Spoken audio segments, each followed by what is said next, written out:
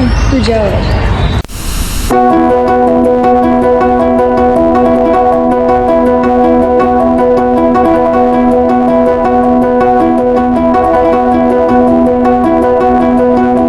भावा अण्णानं आपल्याला गद्दारी केला भावा.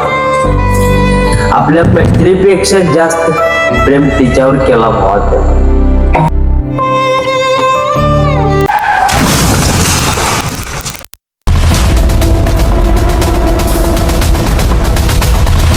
तुझ्याकडे जर काम आहे भाऊ काय काय चाललंय? काय नाही भाऊ बस की.